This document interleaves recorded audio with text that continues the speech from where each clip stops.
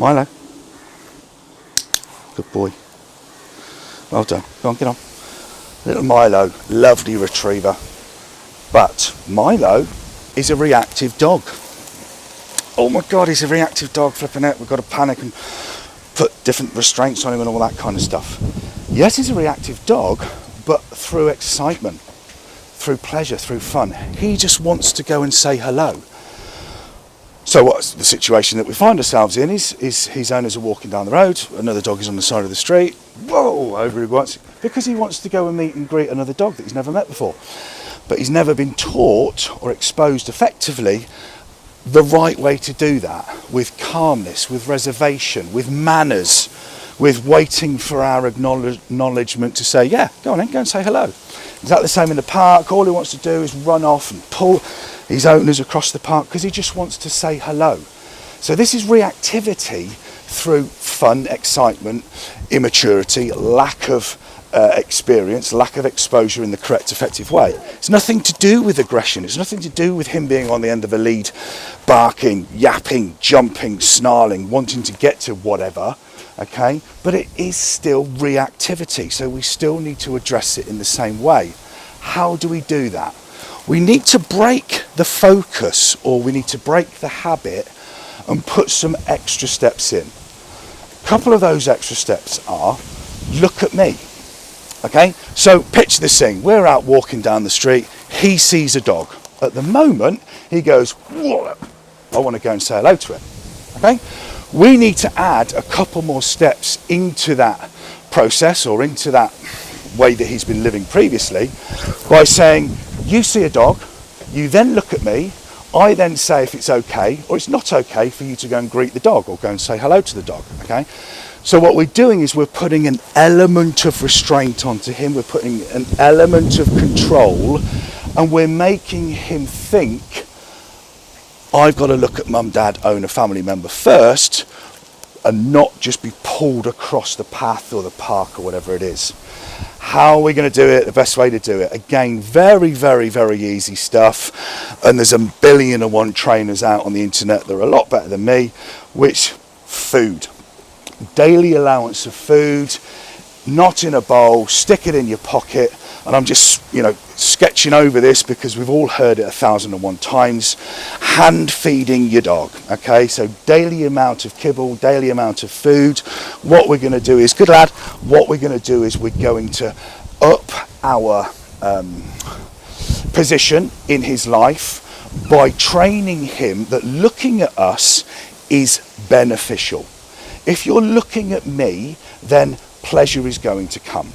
If he's looking at me, then I can, or family owners, whoever, can control that excitement there and then at the time. Okay, so how I do it, there's 1,000,001 ways to do this, obviously. I'm never a dog trainer that says, do it this way, there is no other way. I'm always a dog trainer that says, this is how I do it because it's worked for me. There are 1,000 other ways of doing lots and lots of skills in that with dogs, okay? And there are thousands of trainers telling general public that want to educate themselves lots and lots of different ways to do things. Some work, some don't work. That's not for me to criticise or for me to judge. So I start off by him knowing his name. What do I mean by that? Every time I call his name, I want him to look at me. When he does look at me, I'm going to reward him for doing just that. The reason why I choose his name initially, or the dog's name initially, is it's because it's the only word in his life and in his existence that is never going to change. Okay? He is called Milo. We need to use his name as a motivator to get rewarded. Okay, so picture the scene. Just while he's going to the toilet there, I'll keep waffling on. So picture the scene. He is around us, we call his name, and he looks at us. When he looks at us, kibble, bit of his daily allowance straight down the hatch. He is rapidly learning, if he looks at us after hearing the sound of his name, he is going to get paid for it. He's going to get positivity. He's going to get rewarded for doing just that. Then what we can do is we can introduce another tone which is generic, and that's a good thing. I've said before, the good thing about clickers are they all sound the same, they're readily available, you can have one in every pocket, every member of the family can have one, you can have 6 in the glove box, 2 in a bag and 4 in each coat that you own. They will all sound the same. So then we can introduce a clicker. So not their clicker yet. Milo, come here buddy. Okay. Now because we've been working on him, he's engaged with me, he's focused with me, but what I would do is when he looks away, Milo, he looks at me, reward. Like so, he's now looking away, Milo, he looks at me, reward. Okay, now be careful with this because what we don't want it to do is promote him looking at the pocket, looking at where this food is coming from. Okay, so what we do is, and I don't do this, I don't integrate a watch me command, because I'll go, Milo, and I will use the piece of kibble as a lure to draw his eye up. Milo, up it comes, he's now looking at me in the eye and he gets rewarded. Okay, very, very simple stuff. Bowl full of kibble, not onto the floor anymore, put it in a pocket or into your hand and do this. Okay, come here, sit. Next thing we need to do is, it's called charging the clicker. No idea why it's called that, if I'm perfectly honest. What it means is teaching him that means good things are coming. But we need him to earn it. He's got to do the task in hand before he hears the clicker and then gets rewarded for hearing the clicker. So theoretically, what we're doing is integrating a constant tone or a constant noise to teach him in a more effective way what we actually want him to do. So he's looking at me, click, there's your reward. Okay, and we would do this all day, click, until his food is gone, till he's had his food. If he's looking away, I would go, Milo, looks at me, clicks, reward. Okay, looking away, Milo, looks at me, reward. Okay, that may, depending on the experience and the maturity and the confidence of your dog, that may take you a day. Go on mate, get on, good lad. That may take you a week. It doesn't matter. What we need to do is accustom and acclimatise the dog that this noise means look at me. Give him one more try. Sit. Milo. Click. There it is. Okay. What this is all entailing is later on down the line, we want him to look at a dog.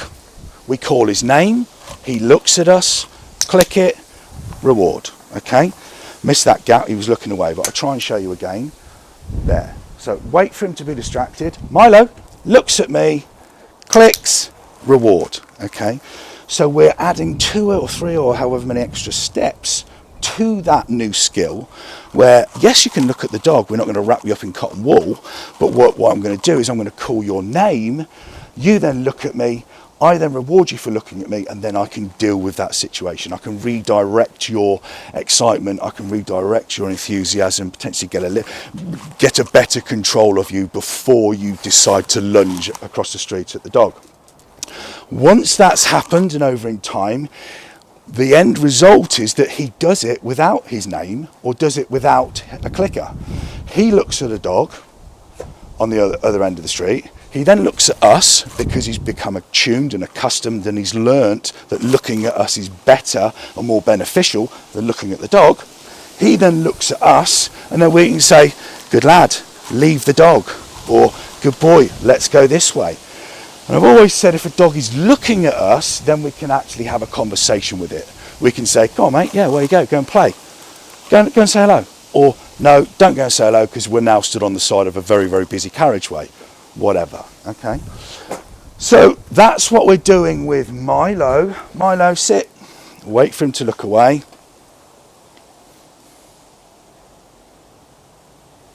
Good boy. Click. There you go. Good lad.